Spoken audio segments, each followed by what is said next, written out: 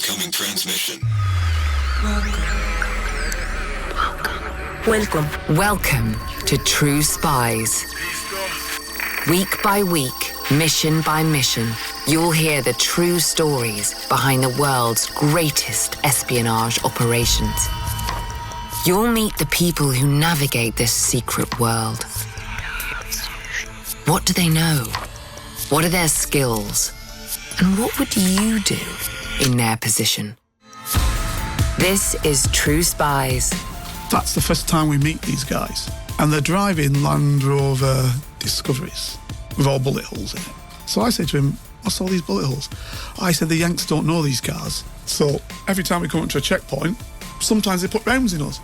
This is True Spies. Episode 103, King of Scotland Yard.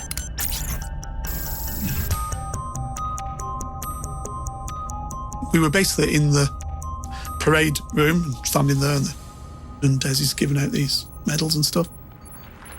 It's 2007, toward the end of the war in Iraq. At a British Army base, the UK's Secretary of State for Defence, Des Brown, is handing out medals.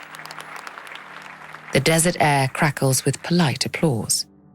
But in Baghdad, peace is never guaranteed for long. And then next minute, zoom, zoom.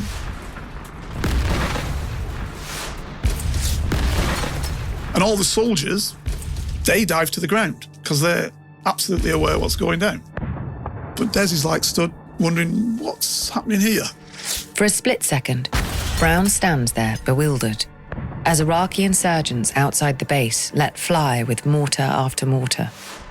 Fortunately for him, a split second is all he's allowed. So myself and one of my guys, we run at him. He runs first, jumps on Des. Des goes down. I jump on him and Des.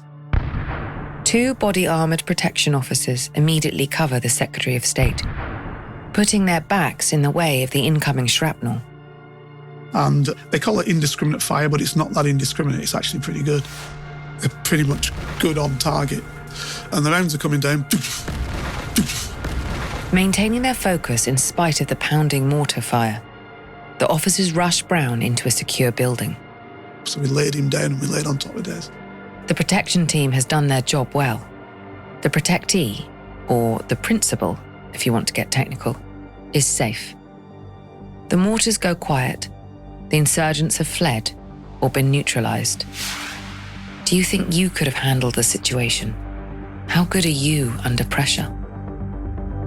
And my first reaction, I'm going to tell you absolutely truthfully, there was hard cover behind me.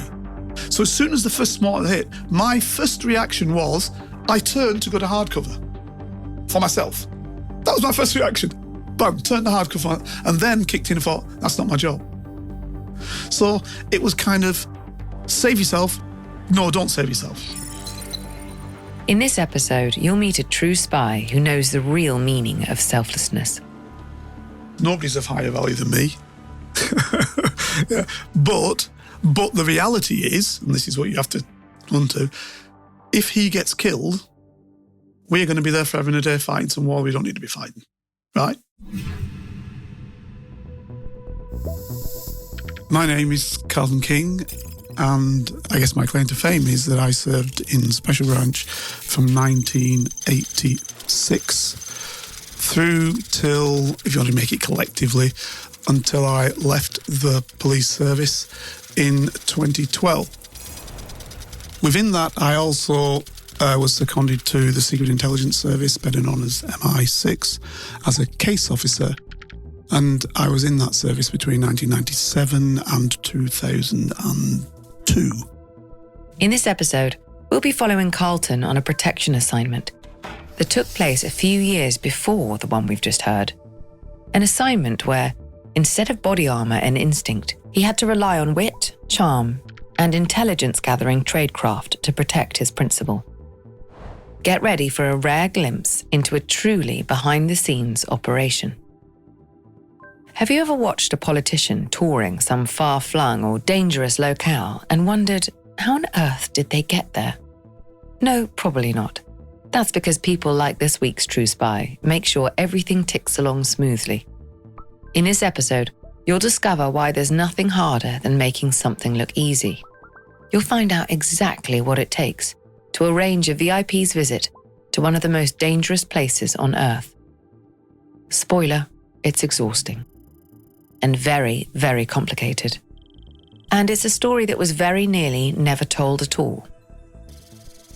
Now, Official Secrets Act, what does it basically mean? It's frankly a catch-all law that says if you in any way, shape or means do anything that undermines the security of the United Kingdom, you can be prosecuted, basically. The United Kingdom of Great Britain and Northern Ireland is home to one of the world's oldest intelligence communities. It's also one of the most secretive. So in Britain, it's rare for people to write about any of these agencies. So when I wrote my book, I wrote it for two reasons. One, the special branch had been disbanded, which I thought was a very, very bad idea. And number two, I wanted people to know that black people played a part in all parts of British society, be that in the special branch or be that in the Secret Intelligence Service, where I'd also worked. Carlton has fought long and hard to shine a light on the covert work carried out by Britain's intelligence agencies.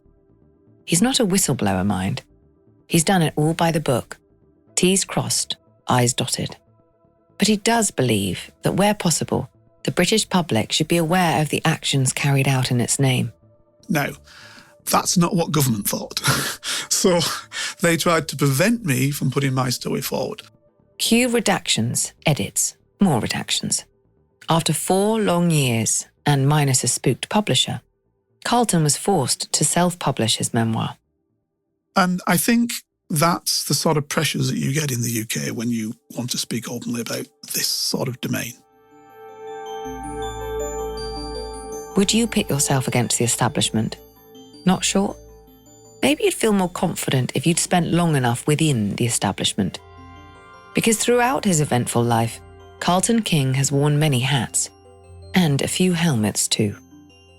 But the majority of his career was spent climbing the ranks of the Metropolitan Police Special Branch. The Special Branch was created in 1883, predating MI5 and MI6 by more than a quarter of a century.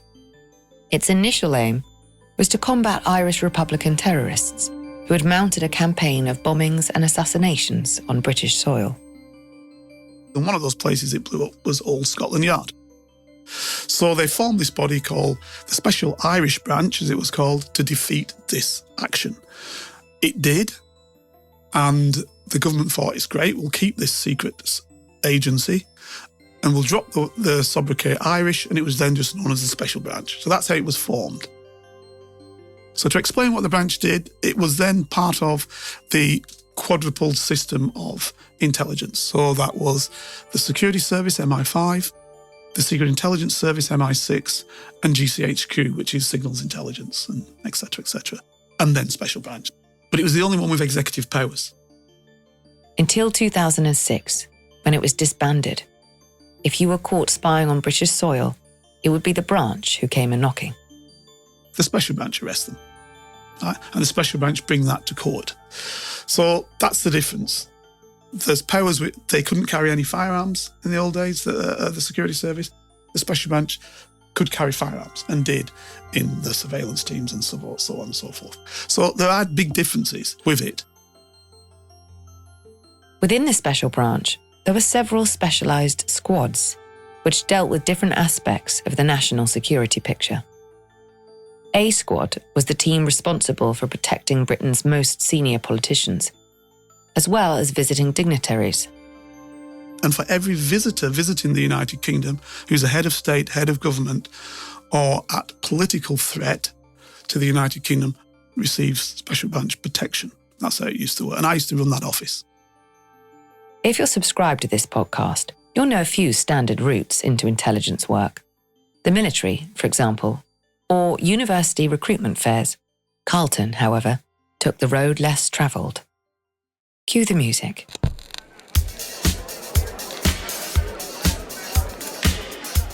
It's the mid-70s, and in a crowded pub in the northwest of England, Carlton King is manning the decks. My job was to, be a disco compere sometimes, to be a DJ sometimes, whatever. So I did most of the big stars of the 70s. They'd come onto the show in working men's clubs. I'd introduce them and then play music at the same time. I know what you're thinking. What kind of career path takes a Lancashire 20-something from pub discos to the special branch? Well, rest assured, it doesn't get any less unusual from here. I was spotted by doing this one day by a guy who was, I don't know if you remember the strange group called the Wombles of Wimbledon Common. The Wombles, a popular British novelty band of the 1970s, was staffed by a group of highly skilled session musicians. Some, understandably, had loftier ambitions. One of their number planned to relocate to West Germany, where he would play for the soldiers stationed at the US Army bases there. And he was looking for a DJ to complement his set. So he came to me and said, listen, would you like to do this? And I had an agent and said to the agent, what will happen? What will be the circumstances? What's the money like? And the money was good. So I said, great, okay, I'll do it with you. No. For a while, Carlton led a semi-nomadic existence, touring across West Germany. Eventually, he was offered a residency at a high-end club near Frankfurt. You having a good time? It's here that Carlton's story begins to veer into more familiar territory for listeners of this podcast. So it was a good club. They were making big money. And this one guy used to come in who was from a good family. He wanted to open a private detective agency. Now, I know that sounds weird, but it is what it is. And he was like 19 or 20 or whatever he was. And he came to me and said, listen, nobody would think you were a detective. He said, you're speaking German fluently, in the language. Nobody, you're a black guy. Nobody would think. He said, would you come and join with me to open an agency? And I said, no, it's a pat him on his head. And he'd come in every other 2-3 weeks and keep saying the same question. A detective? Carlton was all right, thank you very much. Perfectly happy just where he was. And then the club burnt down. But this guy has heard about it. So he ran over to me and said, listen, I've heard the disco's burnt down. He said, now is your chance to come and be a detective with me. So I was I thought, why not? Let's see what he's talking about. Carlton's friend dreamed of starting his own agency. But in the meantime, he was working for a larger private detective company in a town nearby. He thought that his English friend would be a welcome addition to their roster, and was quickly proven right. Carlton was hired as a house detective, a kind of store detective with the power to detain and charge the sticky-fingered. Before long, the one-time DJ had caught the law enforcement bug. He saw a new path unfolding before him and knew he had to take it. Through friends, he knew that the American Army bases were like small towns unto themselves, rife with opportunities for wrongdoing and the uncovery of wrongdoers. He applied at a nearby base and was offered a job as an investigator for the Army and Air Force Exchange Service, or AFES. AFES is responsible for providing American servicemen and women with their creature comforts, from imported foods to cars and even guns. In West Germany, AFES catered to a population of over 1.5 million personnel and their dependents. So these are massive things. Snack bars, cinemas, petrol stations, they have them all. So it's basically their own cities, basically. They have little cities where the Americans used to live. Where the military police had no jurisdiction over civilians, American or otherwise, AFES could lead investigations into shoplifting, fraud, violent crime and trafficking within their on-base facilities. So you work with the whole of the military from both Army and Air Force, and obviously FBI if it's civilian. So that's the way it worked. Carlton's new boss was a former FBI agent who was more than happy to regale his new hire with tales of the world beyond AFES. He was particularly fond of recounting his dealings with the Met's special branch. And he said, if I were an Englishman, I'd be in the special branch. Intrigued, Carlton decided to take his boss at his word. And I wrote to the embassy, British embassy, and said, this is in Germany where I was living, listen, I want to be in the special branch. And they sent that to the Met. And the Met sent back to me saying that doesn't happen like that. But if you want to be an officer, come down next time you're in the United Kingdom, which I did. In 1984, Carlton returned to the UK and completed a 6-month training course for the Metropolitan Police. As a probationary officer, he was assigned to a police station in London. At the time, tensions between Britain's black communities and the Met, a predominantly white organisation, were making headlines. There'd been a lot of demonstrations and things like that. So I put myself forward to be on what was known as the District Support Unit, which was like a riot police training aspect. And amongst that, we went on various demonstrations and also to various riots. As part of the District Support Unit, or DSU, Carlton was on the front line of British policing at a time of severe unrest. As one of the Met's few black officers, this could make for uncomfortable work. In 1981, a fire in the South London neighbourhood of New Cross claimed the lives of 13 young black people. 4 years later, based on police inquiries, the coroner had ruled out racially motivated arson. Many in the community still believed this to be the cause of the blaze. A demonstration was held to protest the coroner's findings. It was felt on the street level that the police had somehow not done their work, had hidden the fact that it was believed that right-wing racists had carried out the action, and therefore the police were seen as negative towards this situation. Now, I happened to just be on the demonstration, as I said to you, part of the DSU, and so we were walking by the side, normal clothing, and I was spotted, because in those days, an officer who was black was extremely rare. So I was spotted by, let us say, some of the more hot-headed black youth on the demonstration. And I could see they were whispering and talking amongst themselves. And I could see there was a problem there.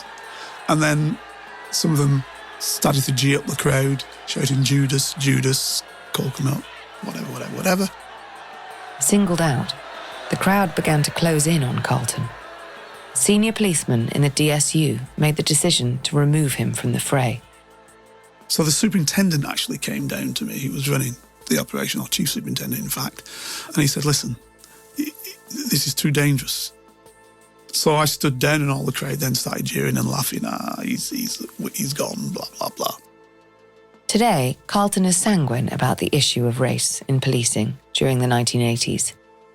To be fair, frankly, the racism in the police was no better and frankly no worse than in general British society. But I felt I could make a difference in the police, that's the thing. But in truth, Carlton didn't harbour any particular ambition to stay in uniform. His heart was set on the special branch. Each year, there'd be a process where the branch would ask for individuals who wishes to be selected to special branch. The first chance he got, Carlton submitted his application. Once it went into the branch, they looked at it because they put desirable criteria. And desirable criteria were things like languages, Morse code, shorthand, writing skills, etc., etc. That would probably narrow it down to about half of those who applied. So that half would then sit the special branch exam, which was basically 3 papers. The branch's written exams tested applicants on their political awareness, their critical thinking skills, and their writing ability, essential for providing intelligence reports.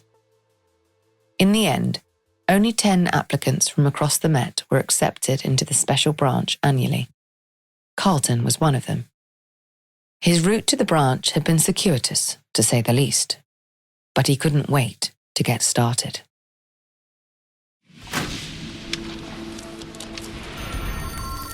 Carlton joined the branch as a detective constable, a DC for short.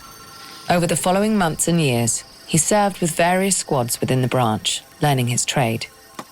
Eventually, he moved to A Squad, the section responsible for protecting Britain's high-profile politicians. And you learn everything about how to work a protection, how you look at analysis, how you obtain what you might need, when you obtain dog searches, explosive searches. A good protection officer must gather the intelligence that will enable them to manage their operations in unfamiliar territory. How you might, if you're going overseas, what that means, who you contact, what assistance you get from other agencies, etc., etc., etc. So it's all about, first of all, a very strong bodyguard course, which you had, so you learn how to be a bodyguard. But more importantly is the intelligence, utilage within that. Of course, it doesn't hurt if they're also handy with a weapon. So you were taught by the Met Firearms Unit how to utilise firearms. So that was generally sidearms and machine pistols. And your shooting skills are then kept up every 2 months. So you learn, you keep using, and it's fast-paced shooting. It's not general shooting. It's fast-paced shooting, close quarter combat shooting. Shooting from the hip, shooting from the shoulder, shooting from sitting in a seat, shooting through a car windscreen. By the late 90s, Carlton was a detective inspector with several successful operations under his belt. So I'm a DI now in the branch. There is an agreement made between our commander in charge of Special Branch and the head of SIS, the chief. And they said, we'd like one of your guys with some expertise to look at countering terrorism, because that was the en vogue thing at that particular time, as it still is. In some ways, the British intelligence community is a small world. In 1997, Carlton was seconded to the SIS, or MI6 as it's more commonly known, as a case officer working on counter-terrorism. Unfortunately, the strictures of the Official Secrets Act forbid him from discussing his work there. Some things are just non-negotiable. However, during his time in the service, he was able to cultivate a number of contacts who would prove helpful when he returned to Special Branch full-time in 2002. As a senior officer in A Squad, it often fell to Carlton to attend meetings of the Royalty Ministerial Visits Committee. That's the body in charge of deciding which government ministers are authorised to travel abroad. And they basically make decisions and say, right, this person's going here. Can she go? Can you protect them if they do? Should they get protection, etc., etc. It's now 2003, and the Allied invasion of Iraq is in full swing. The Visits Committee have convened to discuss matters of vital importance to British interests in the country. Unfortunately, Carlton King is not in attendance. He's at the firing range. I'd gone for a shoot to keep my capacity going, and the superintendent who had gone came back and called me into the office and basically said, the Americans have basically, very, very quickly, it's basically as they hit Baghdad. The Americans have said they're going to have a conference about what happens when the war's over. The American forces have captured Baghdad and are on the brink of victory. Now they're preparing to portion out the contracts and assets that will sustain the occupation. But what does that mean for Carlton? Now, as you know, all states enter war for the spoils of war, and we were no different. So the Prime Minister basically said, we need to get somebody at that meeting, somebody of power and stature, who can put down what the UK gets out of Iraq post the war. So that role was provided to Mike O'Brien, who was then at that time the Middle East Foreign Office Minister. Mike O'Brien, it should go without saying, wouldn't be travelling to the conference alone. So it's, can you get Mike O'Brien to this meeting? We don't know where it is as yet. The Americans are going to do it. We don't know where it is. We know it's in Baghdad, but we're not certain where the place is. There's no time to waste. If Britain wants its cut from a newly conquered Iraq, then O'Brien needs to be at that meeting. Carlton has just days to prepare for a safe ministerial visit to Baghdad. He needs to perform a thorough assessment of the dangers that face the minister in Iraq and take steps to avoid or neutralise them. He can't do that from Scotland Yard. And you'd have to leave today. The clock is ticking, and with the kind of notice Carlton has, flying into a war zone is far from straightforward. So I had a lot of connections in a lot of different places. And one of the first connections that I used to try and get me what I needed was an RAF contact, which I had in the Provost Marshal, for him to try and find out whether we can fly into Baghdad. Let's make it dead easy. Let's get the RAF to fly us into there. That would be easy, wouldn't it? Far too easy. As it happened, the RAF weren't currently flying into Baghdad. British operations were centred on Basra, miles south of the capital. With more time, perhaps arrangements could have been made. But right now, no dice. I then tried, obviously, people from my old office in SIS. The SIS explained that they might be able to assist Carlton once he was in country. But again, a direct flight was off the table. Likewise, Carlton's contacts in the Royal Military Police stationed in Iraq were also willing to lend a hand once he was on the ground. And they gave me the name, and I'll call him Jerry, of a guy called Jerry. He said, if you hook up with Jerry, he's got some kit. He can help you out once you get into Baghdad. All well and good, but to get to Iraq, to find Jerry, Carlton would have to delve even further back into the annals of his address book. So I contacted an American friend of mine whom I had from when I used to work for AFIS. He was a military police investigator. He then was CID, Army CID, and he was heading up the protection detail of Donner Rumsfeld. So I contacted this guy and I said, listen, I need to get to Baghdad. What can you do for me? Finally, some success. The American contact was willing to pull some strings for an old friend. But if Carlton was hoping for a direct flight, he was about to be sorely disappointed. He said, if you can get to Kuwait, I can possibly get you to Baghdad. Well, that's a start, at least. Confident in his ability to arrange a flight to friendly Kuwait, Carlton began to make preparations for his last-minute journey. So now I've got to get a team together, I've got to get weapons, and I've got to get myself to Kuwait tonight. First, Carlton reached out to a friend of his, an expert driver, the kind of man you want behind the wheel when things start exploding. So the war's still on, you know that? Yeah, of course, good. No problem, we'll do it. I said, right, what I want you to do, get me a sat phone, at least 2 if you can. Get me some body armour if you can get it. Get me this, that and the other. In A Squad, as in any workplace, proper delegation was a hallmark of good management. Second only, perhaps, to a keen nose for hiring the best talent. I then saw a DI who I knew was heading up, another DI, so same rank as me, who was heading up the Defence Secretary's protection. And I wanted him because I knew the Defence Secretary always has contacts in our military. Carlton's colleague had the ear of an Air Vice Marshal in the Royal Air Force. That could prove to be a useful contact in the event that his team needed to fly internally from a British base in Basra into Baghdad. So the 3 of us, this merry band, we couldn't get any body armour, we couldn't get anything sorted out, we could just get sidearms, that's all we could get. But even a couple of measly sidearms can cause a world of hassle when it comes to international travel. But there was no time to wrestle with bureaucracy, however well-intentioned. Carlton would have to seek forgiveness, rather than permission. We took a commercial flight to Kuwait on British Airways. When we landed in Kuwait with our weapons, we got nicked. Of course, because we're carrying illegal weapons as far as they're concerned. Predictable, but not unworkable. So, as I said, we were arrested straight away. So we sat down and I told the driver, guy, friend of mine, I said, bring some Met memorabilia with you, special branch memorabilia. So he brought that. And I said to the immigration fellow, I said, you know Scotland Yard? I said, you're ex-British colony connections. I said, you know what special branch is? He said, yeah, we know special branch. I said, I've got some special pens here.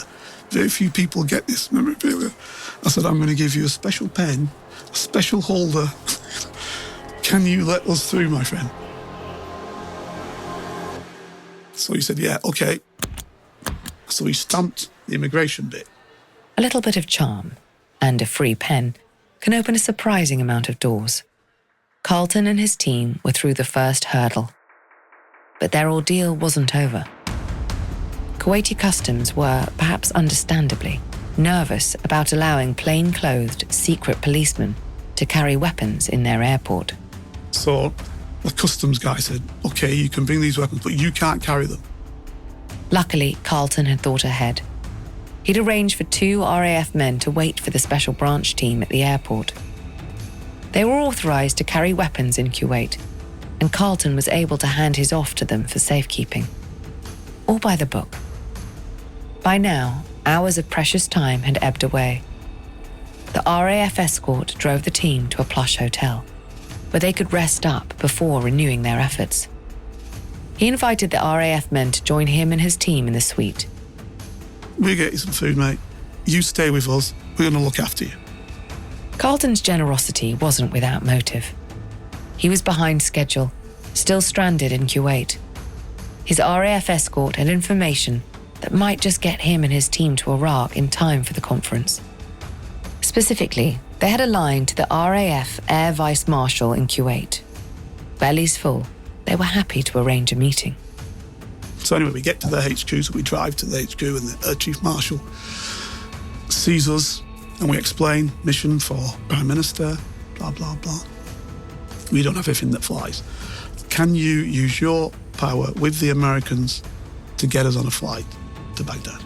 I'll see what I can do, says the Air Vice Marshal, with his equivalent. Back in their suite, the special branch team took stock of their paltry stash of equipment. They'd barely had time to charge their solitary satellite phone before Carlton's cell started buzzing. It was the Air Vice Marshal. He said, listen, if you jump now, you can go to El Hadid, get on a flight now, you can go and get on this flight and go into Baghdad. Super, fantastic. The RAF men drove the 3 branch officers to a nearby American airbase. After asking a few questions, Carlton discerned that his old employers, AFIs, were running flights into Baghdad. Carlton persuaded a US Air Force sergeant to authorize the flight. This was not technically within his remit, but like the Kuwaiti officials, he was susceptible to Carlton's charms. So cut long story short, he does it. I don't know if he got done afterwards, but he did it, and he got us on the flight. Finally, the special branch was airborne once again.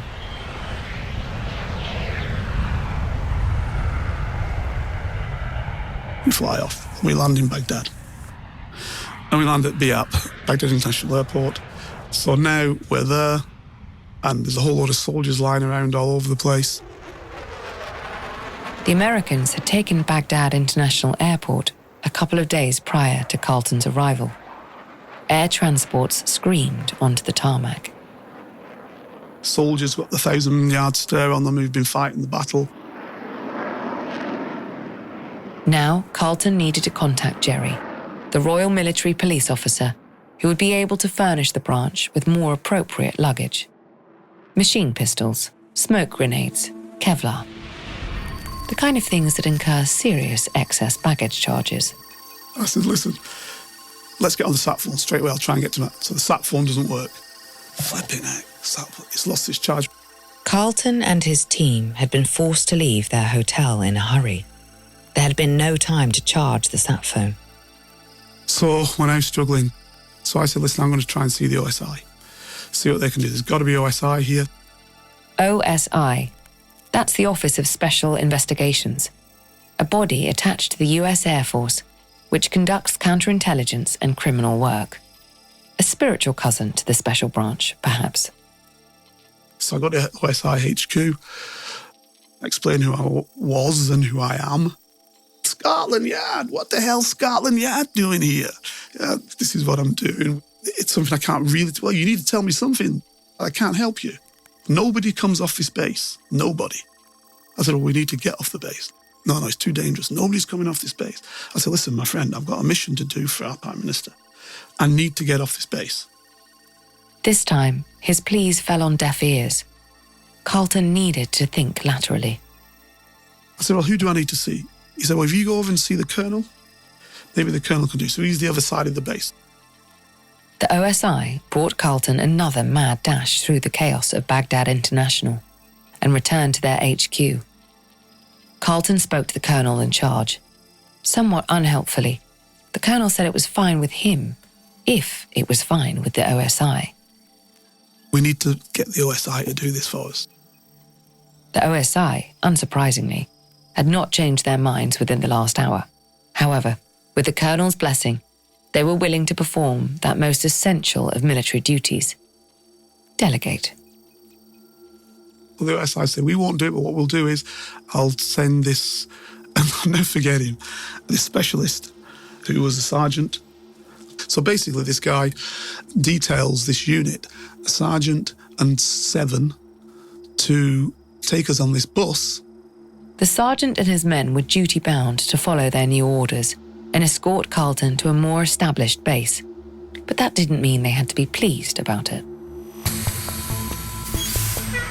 So they get this bus and they say, right, we're going to take you down there and we'll take you to the nearest big base we've got, American military base, which is where they have all of the connections and all of the information's coming into. It's the command centre for the area. So these guys do not want to do it at all. He said, if you get me killed, I'll bloody, all this sort of stuff. Where the hell are you Brits? After a breakneck bus ride through the bandit country of central Iraq, the bus, bristling with long guns, finally screeched to a halt at the other base. So they drive us through, we get through, and they drop us the earliest place they can, and then they turn that bus around and they fire off. So we walk up there, and people look, and then we come to try and get to where the HQ place is, and somebody puts a 50 cal on us. That's a 50 caliber machine gun. And says, who are you guys? Where are you going? I said, I've got a police cap on. Police, yeah. British Police, Scotland Yard. You're shitting me. Scotland Yard? Yeah, he says, from this bunker he's got. Okay, come over slowly. So we go over slowly. Me and the 2 guys, so we go over and then we start talking, Scotland Yard, god damn, let me tell my colonel. We got some British guys here. Once again, the branch's reputation preceded it. Despite the warm welcome, Carlton was glad to meet a fellow Brit at the new location. So the first time we hit Brits, and there was a guy from the Highlanders who was a major, great guy, Scotsman, fantastic fella. So I said, listen, this is the predicament we got. We need to get out, and I need to see this guy, Jerry, RMP, Royal Military Police guy. Do you know where he's going to be? Because I need to see him, because I need to get stuff together to sort this operation out. The Scottish major explained that there was, in fact, an RMP base, in the centre of Baghdad, no less. He said, I don't know how you're going to get there. I said, well, listen, I need to get there right now. 1 step forward, 2 steps back. Carlton's progress so far had been physically and mentally exhausting, but the end was in sight. Because now the special branch were finally able to make the call they'd been trying to make since their arrival in Baghdad. So luckily, by then, we managed to get some comms with Jerry, and he sent 2 of his RMPs. Jerry's welcoming committee left something to be desired. So that's the first time we meet these guys. And they're driving Land Rover Discoveries with all bullet holes in it. So I said to him, what's all these bullet holes? I said, the Yanks don't know these cars. So every time we come up to a checkpoint, sometimes they put rounds in us. I said, so why are we driving in them then? Why are we still driving in them? Why are we not using an American vehicle? He said, we're British. I said, I know, mate, but is it worth getting killed for?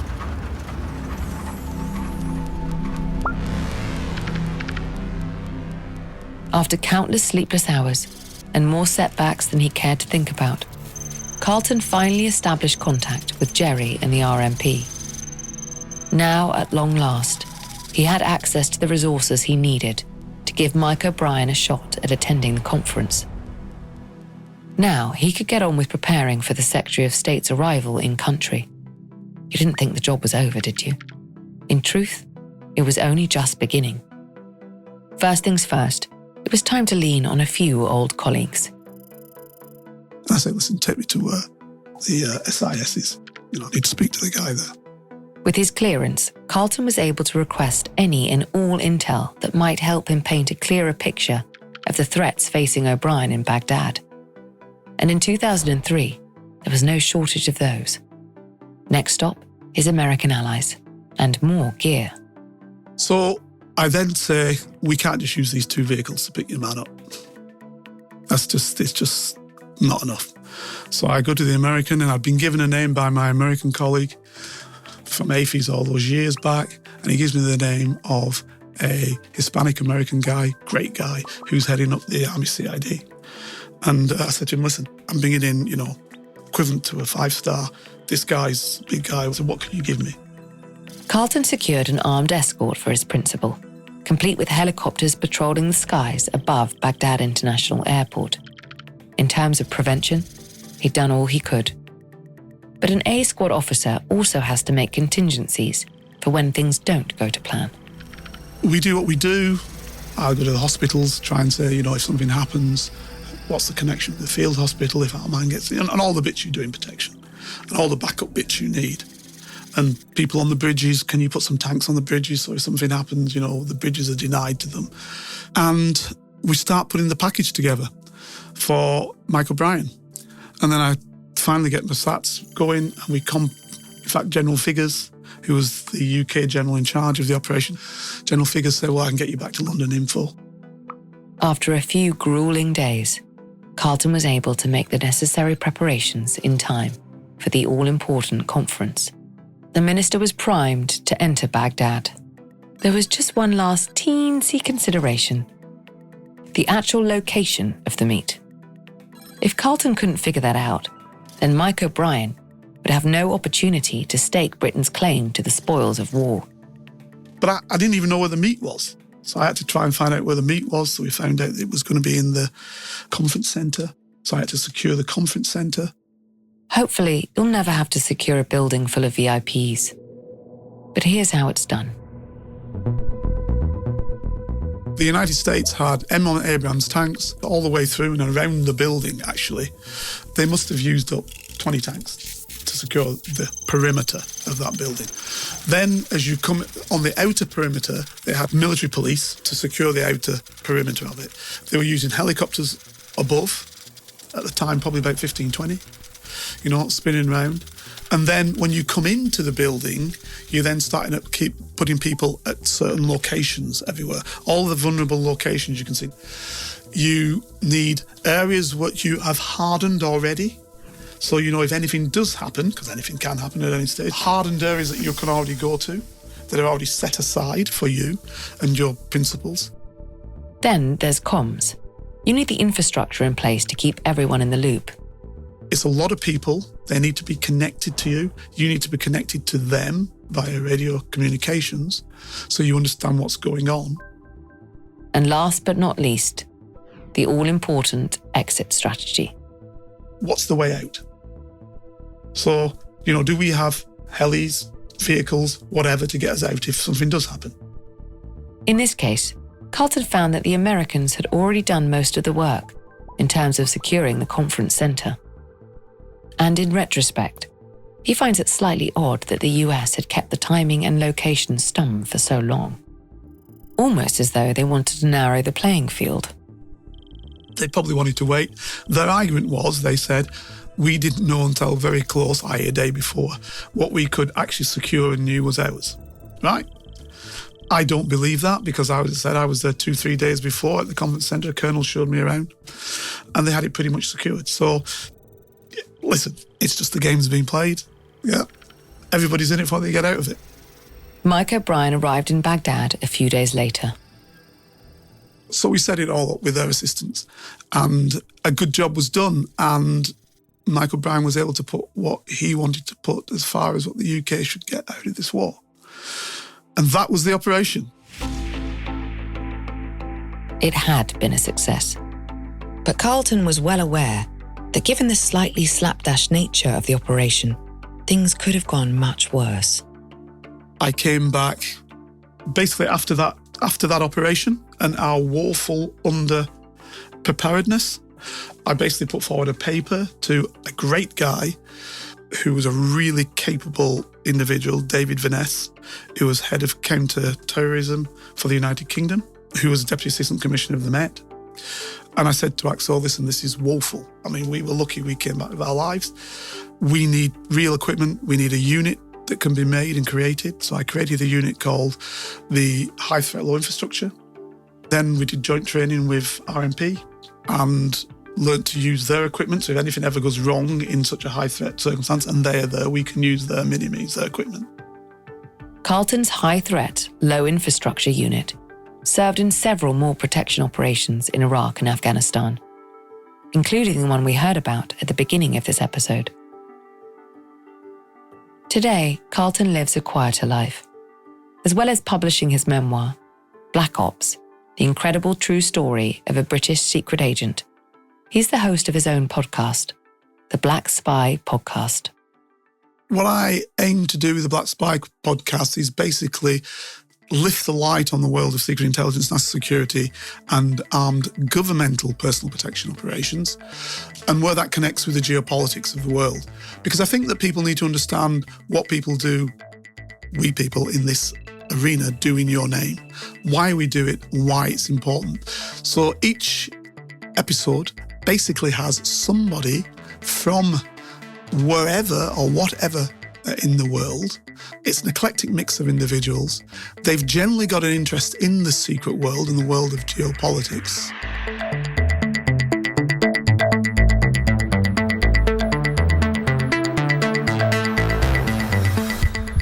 I'm Vanessa Kirby. Here's a taste of next week's covert encounter with True Spies.